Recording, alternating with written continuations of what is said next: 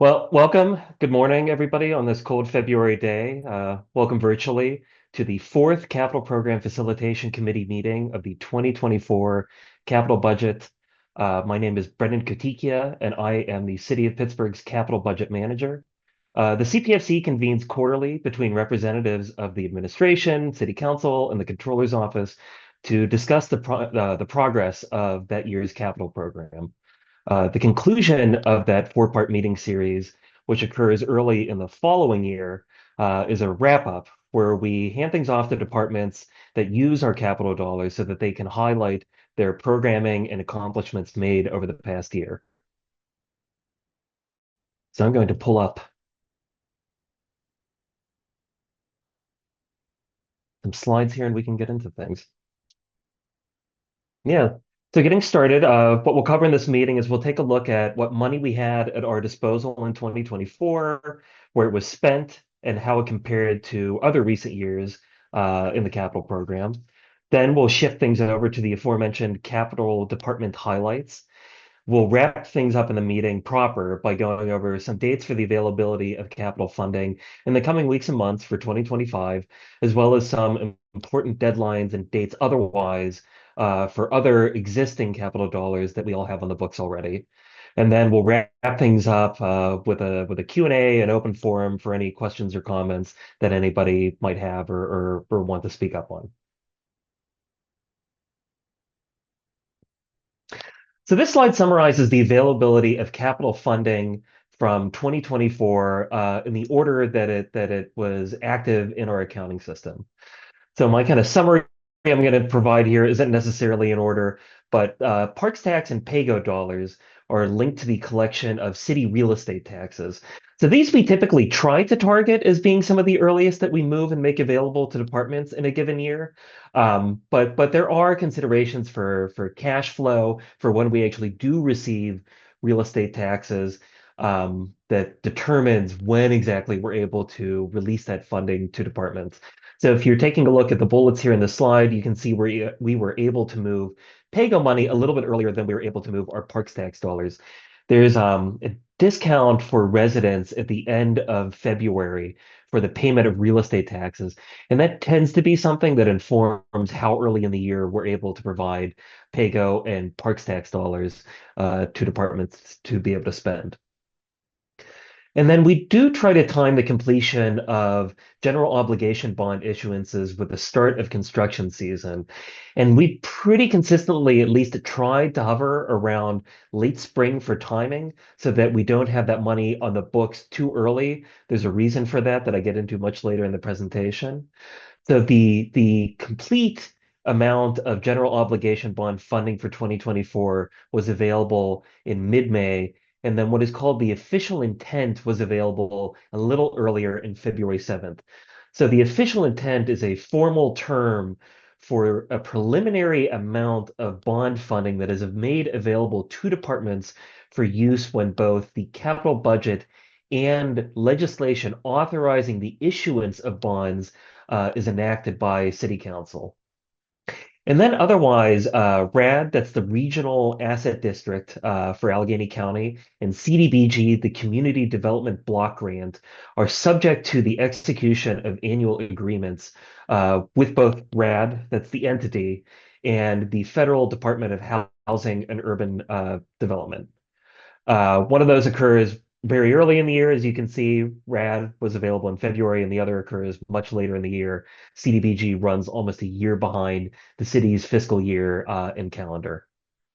And then I want to note that 2024 is the last year that we'll see ARPA, which is the American Rescue Plan Act. That's the last year that it'll be budgeted as an annually recurring fund source. So we're going to say goodbye to it as far as we look at it as something that will come up in the timing that we expect to see hit our books. But we do have the money still. It's all under contract, and we'll continue spending it through December 31st, 2026, which is the deadline with the federal government to spend that money.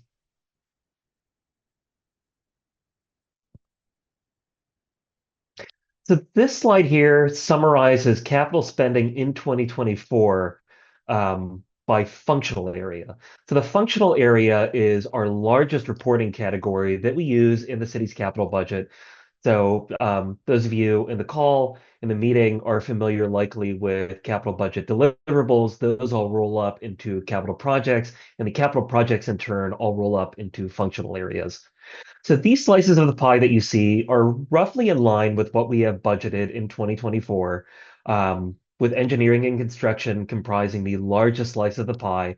That does include money that we receive through SPC, that's the Southwestern Pennsylvania Commission, the Federal Highway Administration. So that's a large amount of federal assistance for large infrastructure projects. So we kind of expect at the beginning of the year when we budget that that is going to be the largest chunk of our money that we spent. The one bit of distortion, just to get into the weeds a little bit here, that we look at when we're comparing what was budgeted within a year versus what was spent comes by way of vehicles and equipment, which is basically entirely, or not basically, it is entirely within a multi-million dollar line item that tends to be executed very early in the year, put under contract, and expended early in the year. That all goes to the Municipal Equipment Leasing Authority versus administration and subaward, that functional area, and neighborhood and community development, which are mostly HUD dollars that are not available for use until much later in the year. So those are kind of the two things that are not necessarily reflective of where we budget when we look at spending at the end of the year. And then I also did pull a 6 year history of capital spending to map onto the 6 year capital improvement plan that we do budget for. So this reflects spending that was budgeted within that same year. So the 2019 or the 2019 bar that you see here is 2019 budgeted work that was then spent within 2019.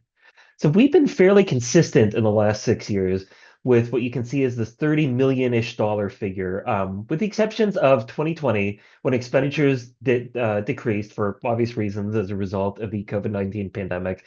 And then last year when our spending was a little bit higher than it typically had been, we were about $10 million-ish above that $30 million figure. In this case, too, I did take a look under the hood just for the sake of comparison, and I saw that there was some particularly robust facility improvement spending that largely accounted for that difference in 2023 versus the other 5 years in the capital program. So with that said, at this point, I will hand things over to three of our departments to go over their highlights and accomplishments in 2024. There are presentations from the Department of Mobility and Infrastructure, the Department of Permits, Licenses, and Inspections, and the Department of Public Works. So in that order, I will unshare my screen and hand things over to Director Kim Lucas and the Department of Mobility and Infrastructure. Great. Excuse me. Thank you. Can you all see my screen? I can. Great. Okay, let me see if I can get all this other stuff minimized so I can see my screen. All right. Hi, everybody. Kim Lucas, as you heard, Director of the city's Department of Mobility and Infrastructure. So I'm going to give a quick overview. There we go. So for those who aren't familiar, our department's mission is to provide the physical mobility for the people of Pittsburgh to achieve the social and economic mobility that they deserve. Our number one goal is that nobody gets hurt or killed on our roadways. We maintain the city's assets that are located in the right-of-way. That includes over 1,000 miles of streets, almost 40,000 or so streetlights, hundreds of thousands of street signs and pavement markings, 143 city-owned bridges. I used to say over 100 sets of public steps, but we're finding more of those. So over 1,000 sets of public steps, hundreds of bus shelters, and other types of infrastructure that you would encounter in the roadway and the sidewalks and other spaces. So in 2024, our Project Design and Delivery Bureau, which oversees the majority of our capital projects, was able to resurface 29 miles of roadway, repair 12 concrete brick and block stone streets. We were able to complete 13 sidewalk projects, totaling over 2 miles of new or improved sidewalks. 6 steps projects were completed with additional that are in the queue. And we were able to improve 61 of our bridges, in addition to 8 wall and landslide projects. So one thing that's interesting about our department is not only are we maintaining our infrastructure, we're also responsible for emergency response like landslide mitigation.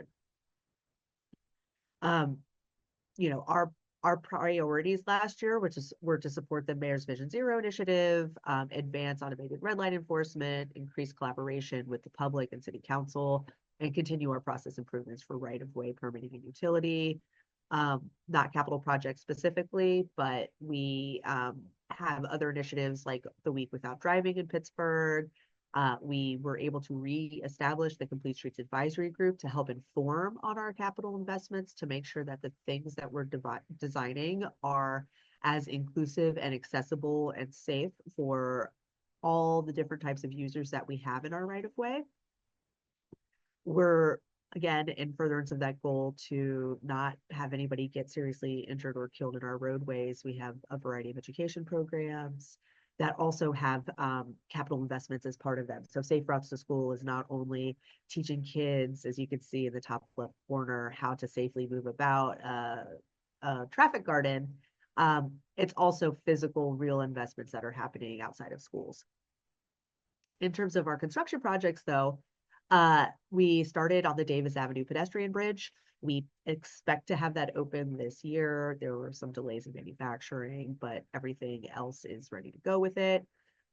We are working on the Charles Anderson Memorial Bridge, the Andover Terrace landslide interim stabilization for a landslide that took place in the Hill/Oakland. Additional landslides listed here. The bus rapid transit phase 1 construction kicked off, which is not a project that's owned by the city of Pittsburgh, but it's one that we are investing in and collaborating on. And you can see here multiple sets of steps, as well as the Chestnut Street reconstruction, which was the reconstruction of a brick street and the removal of old trolley tracks that were on that road. This is a little bit more information about those projects. We also worked with DPW on, and they might talk about this in a little bit, but remediating some drainage issues that were happening over on Brook Street. In terms of traffic calming, we had 12 neighborhood traffic calming projects. That's the #1 request many times from the public, is that they want the folks on their streets to drive more safely, and oftentimes that has to do with speed. In terms of pedestrian safety, we implemented countermeasures, and we had 6 projects, as you can see here: South Braddock, Heron Avenue in Bellwood, Virginia Avenue, Nagley Avenue, Penn at 39th, and Penn at Fisk. We also were able to launch corridor safety projects. So for projects that aren't small enough scale to be considered our traditional neighborhood traffic calming, we were also able to do things along larger and more complex corridors. And you can see here that the 5 completed last year were Chartiers Avenue, Greenfield Avenue, Lawrenceville Safety Suite, Stanton Avenue Phase 2, and the Penn Circle two-way conversion, which was a URA project, but that we had strong partnership with them on. In terms of traffic signals, which is a huge capital investment in the city and one for which we get a lot of grant money, there were 3 signal replacements completed.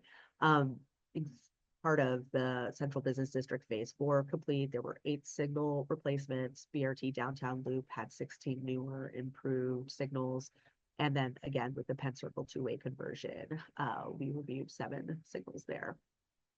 In terms of design, operations, and planning, the North Avenue corridor design is complete. The Frankstown Avenue corridor, Liberty Avenue corridor, Penn Avenue corridor, and the Smart PGH project, which is a traffic signal improvement affecting 9 corridors. So you can see here, we brought in over $3 million in Green Light Go and Arlie grants to replace 7 traffic signals. And in terms of street lights, so very exciting, the design for the conversion of over 40,000 or around 40,000 street lights is complete. And so we have an RFP out for construction, and we are very, very excited about getting this project fully underway. And with that, that was my rapid hits of some of our major projects. Thank you. I'd be interested in hearing more about the expansion of the city's known step inventory sometime. I imagine that's like dummy Indiana Jones out there looking A into little bit of what's out there that in the field. and a little bit of if you've ever heard or seen a jumper walk, which is something Okay, between steps and a sidewalk, I think it has to do with how we're also categorizing some of those features. gotcha. Thank you. So we'll pass things over to Director Green and PLI next. Thanks. Give me one sec.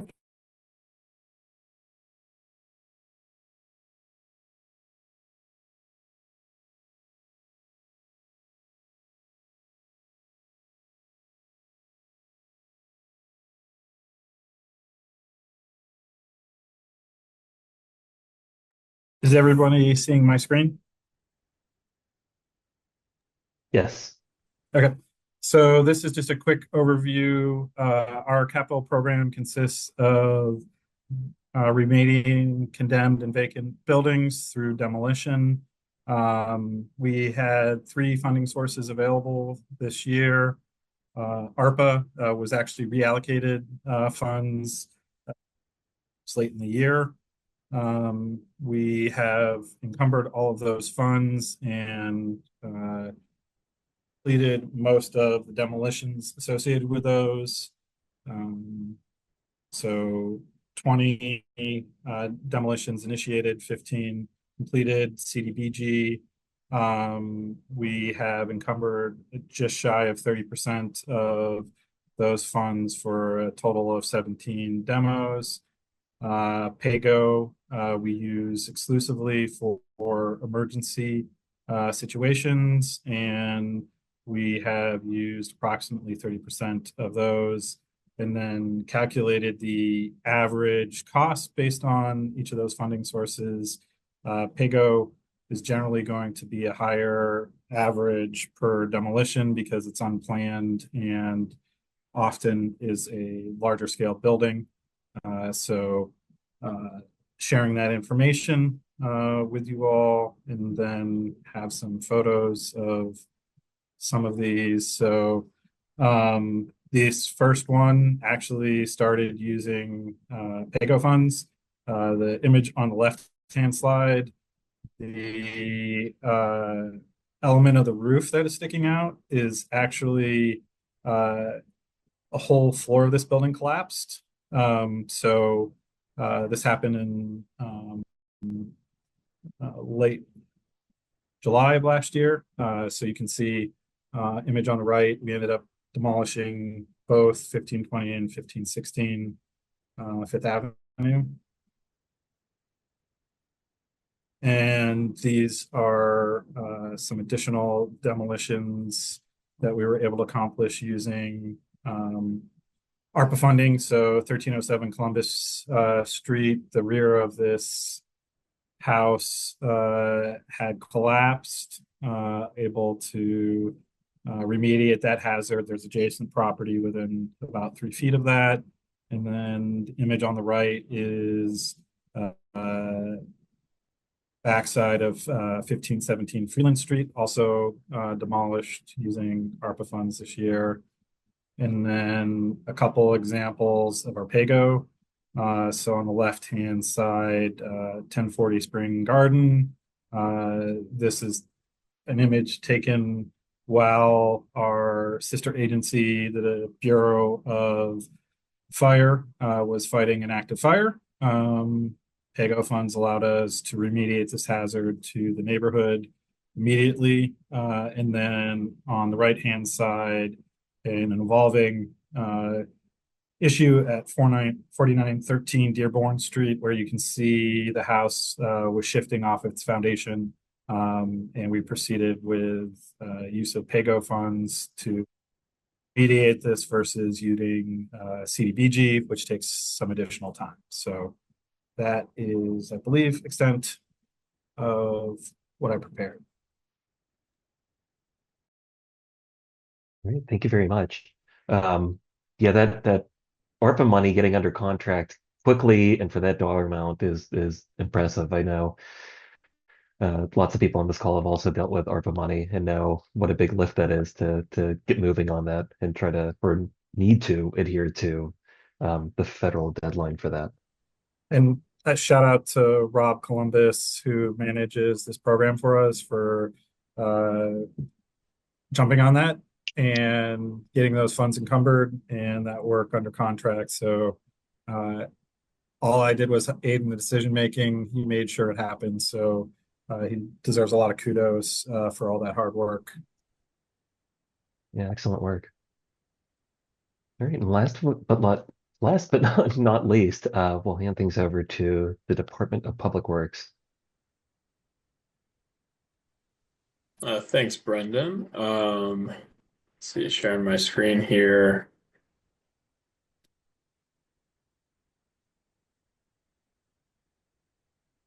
Slideshow.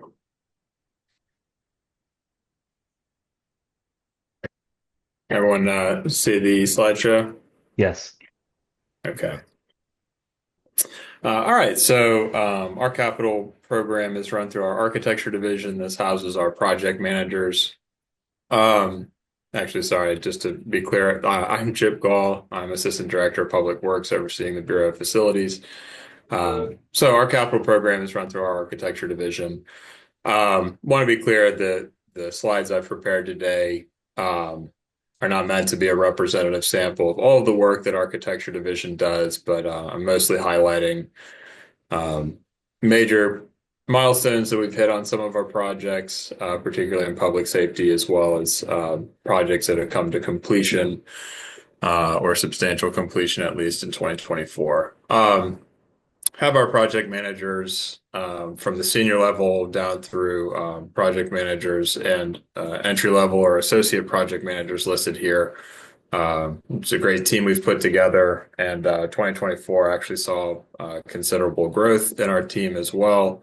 I will note that it was technically in 2025, but we learned in late 2024 that we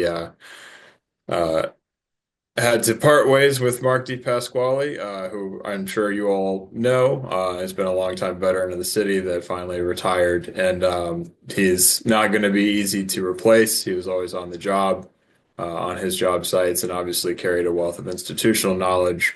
So, but he was with us for the full year in 2024, so he's still listed here.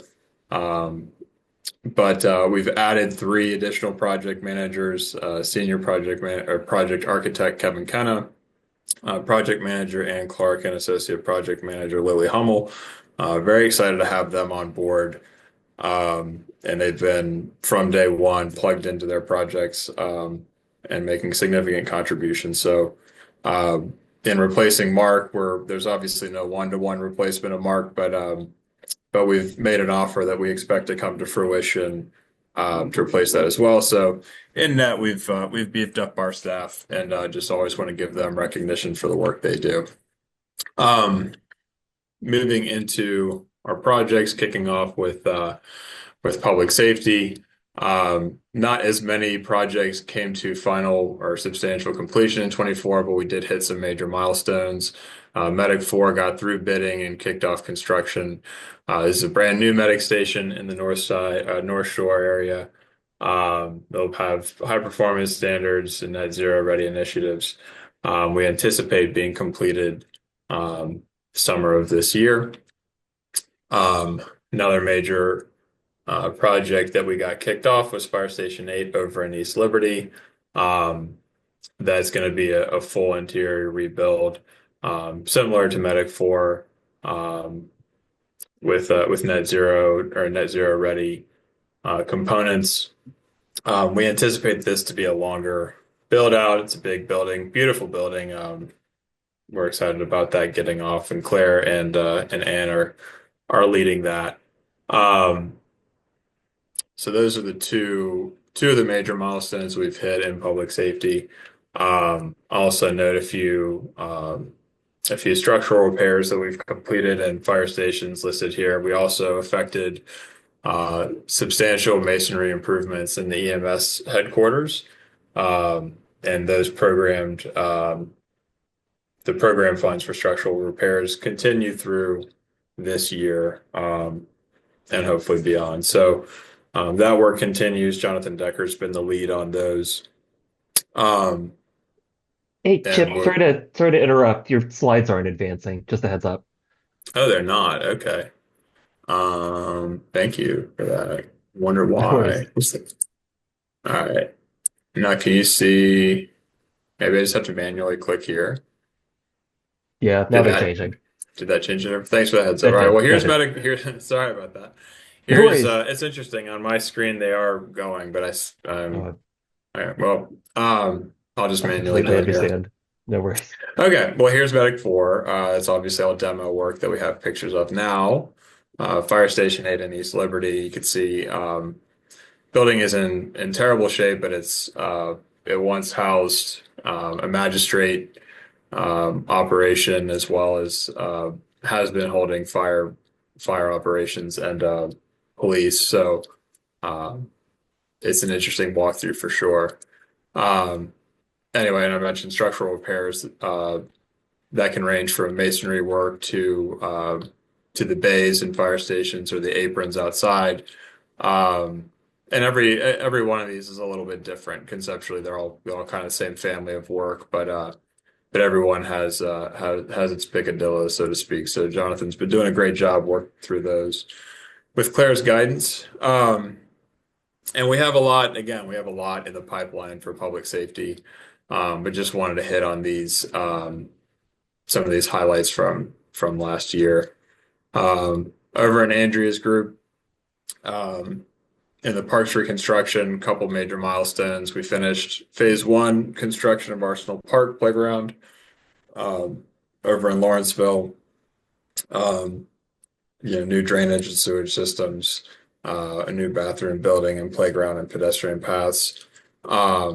Similar but different in over in Anderson Playground. Also completed last year, largely thanks to Kara Smith's work. Um, this is and this is actually her son here on the right under the dinosaur. So it's a neat playground if you haven't seen it. It's all dinosaur themed. And I think it's really like one of the last pieces that really ties together that beautiful part of Shenley Park, whereby you have the pedestrian pathways through Panther Hollow in the park that lead up if you've climb one of those many steps that the director Lucas referred to. Up to the playground, and then you have Phipps, a walk away, and then you have a small pedestrian tunnel taking you to one of the most used pools in the city. So this was a really great project, and happy to see it come to its completion. Also in that group, a couple of court upgrades and ball field lighting. That's another ongoing program we have. We have a few. We always try to keep a pipeline of 3 to 6 or so projects in this category ongoing. The one I'll highlight here that I think is just a really cool one to share is it was kind of an addendum onto the Highland Park tennis lighting and resurfacing project. Director Hornstein and I were approached by the Blind Tennis Association and their chapter in Pittsburgh, and I had never heard of this organization or knew that blind tennis or vision impaired tennis was a thing and was such an active organization, and especially in Pittsburgh. And two of their leaders and some of their representatives approached us last year and introduced themselves. Really neat organization, really inspiring group of people and work that they do. And they introduced us to their world and their people that they serve. And we've had a couple of really great discussions about, kind of let's aim high and dream kind of visions, long-term, big picture, and then some medium term goals that we could maybe fit out existing facilities to meet some of their needs.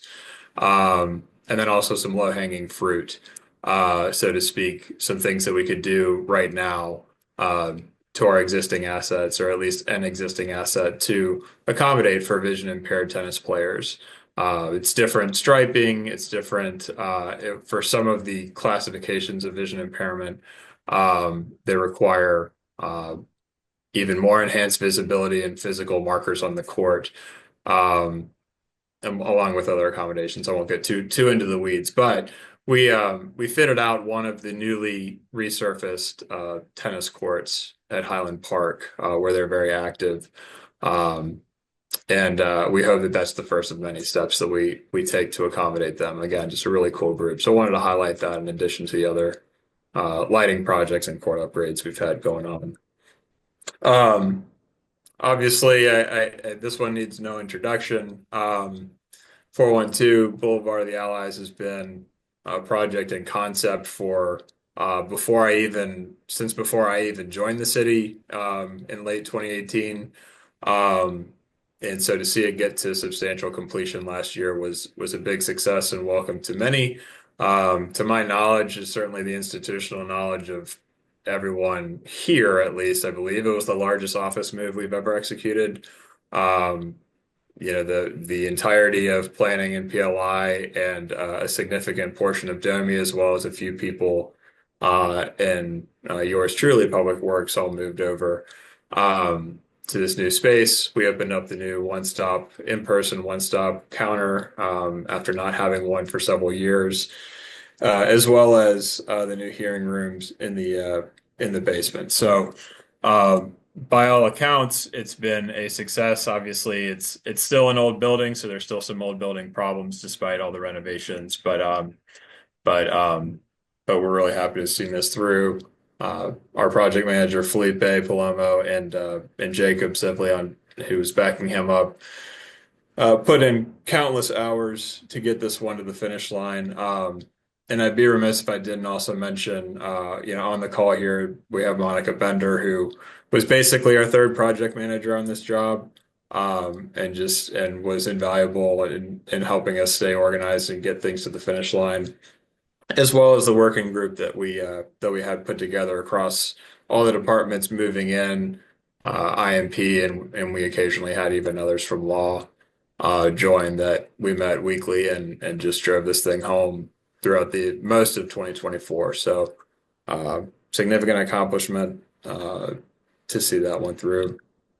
And the last one I'll highlight for major work completed last year, the Shenley Park ice rink finally got a new chiller system, and it's an ammonia-based system. You can see the ammonia tanks there on the left, as well as improving the plumbing and electrical. Some of that is still ongoing, and there were some upgrades to the safety systems, which is necessary for an ammonia chiller.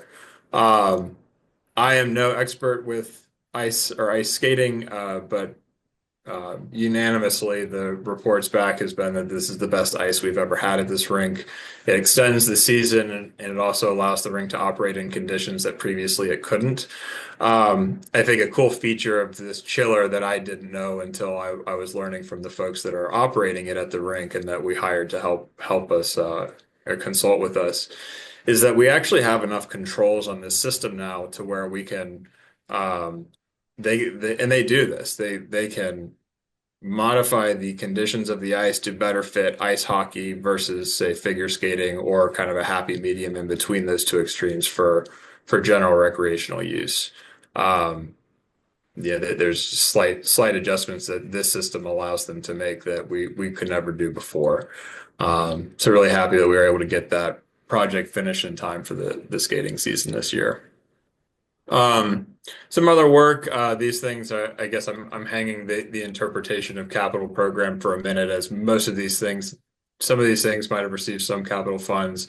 Others just probably check off a lot of the criteria for capital funding, even if they didn't necessarily receive or solely receive capital funds. But with our partnership and work with the neighborhood or the community organization, Friends of Neil Log House, saw the Neil Log House completed. That really required input from architecture, landscape architecture, and our construction divisions. They all came together to help bring that to fruition. Um, we upgraded a spray feature at West Penn Park, rehabilitated Bloomfield, and added safer and better electrical systems than what we had there before. That was a big lift by our electrical shop. Um, and then, as funds are available, uh, we have an ongoing roof replacement program. You can see the work that we did there. Um, and so that is all I had for today. Thank you.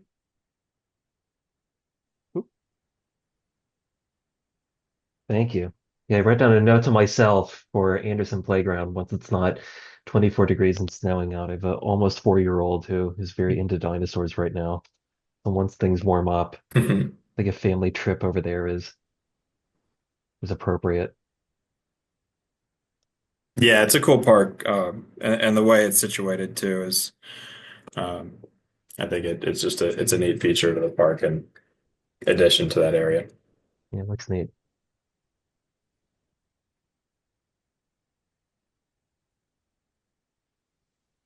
So I'll shift things back over to my slide deck.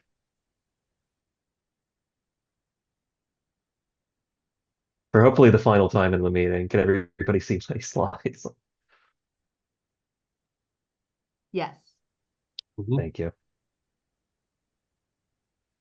Yeah, so echoing the slide that I had for 2024 funding, we do try to, in general, adhere to this is kind of our platonic ideal, so to speak, of the availability of capital funding throughout the course of the year. Um, Pay-Gun Parks tax, we look at early in the year, and not to sound like too much of a magic 8 ball, I did hear that prospects were good for the transfer of Pay-Gun Parks tax from the general fund to the capital fund. So we should, knock on wood, still be looking at early mid-March in the coming weeks for those two fund sources. For our new 2025 general obligation bond issuance, we were just at City Council this week and Standing Committee authorizing the issuance of those funds. So the full issuance, we're currently looking at late April, early May for when those funds will be available to departments. I think the date that we have penciled in for when that issuance will be completed is April 15th, tax day. The official intent, that's the early funding that is available to departments, should be available in early March. So that's once things are finally passed by City Council, enacted, given a number by the clerk's office, we should be able to load those funds into the accounting system and we'll inform departments about those. And then for this year's RAD funding, our grant agreement with them is currently with the city now in review. We should have that funding available in the coming weeks as well. And then finally, unfortunately, the CDBG dollars for this year will not be available until much later this year. Like we saw earlier, 2024 CDBG funding was only available at the end of November. So again, that runs almost a year behind our own calendar.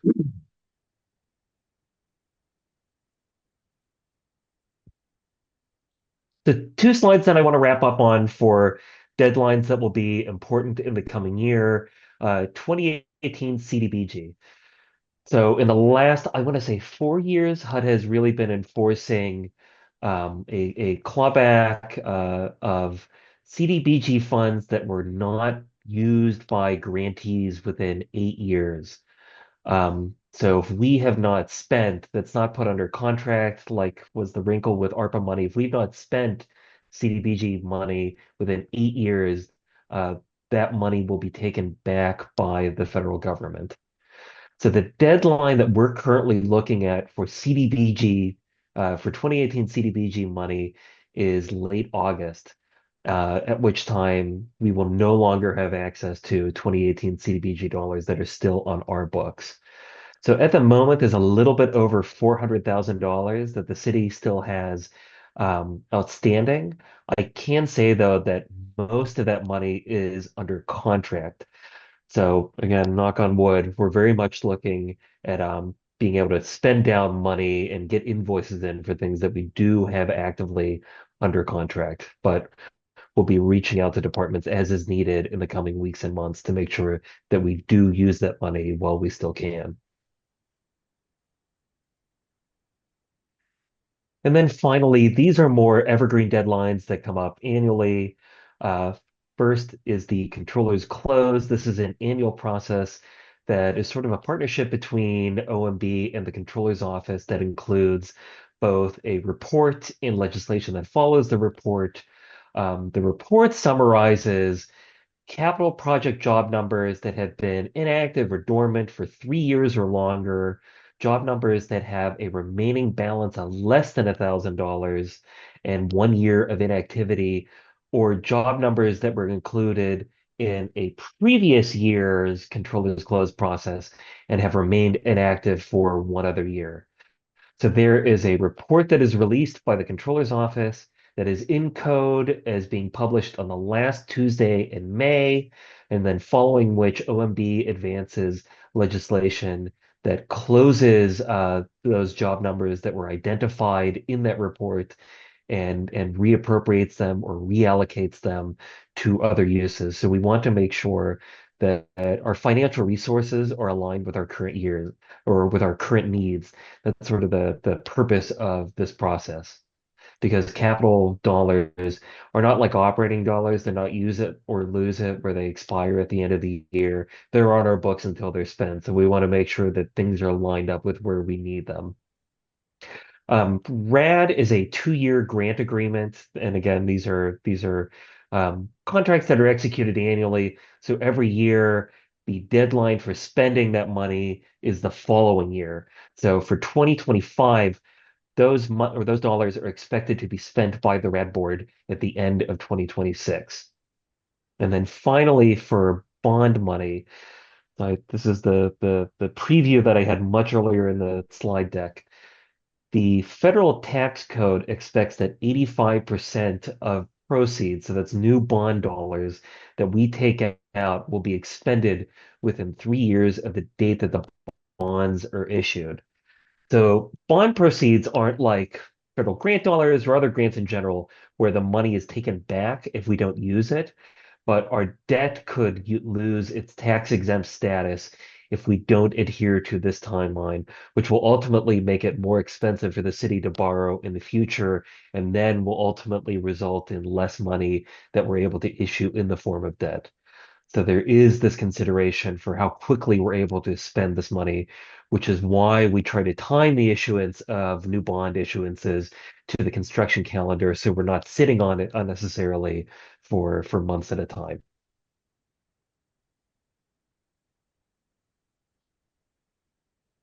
And that is all that I have on the agenda. I do want to open things up to any questions, comments, other feedback that anybody might have at this time.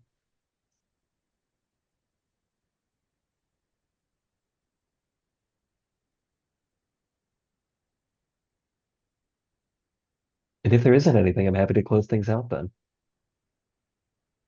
So thank you all for jumping on and for joining. And we will catch up at the first quarterly meeting of the 2025 capital program. Date and time TBD, but expect that in the coming months, sometime in May. Thank you.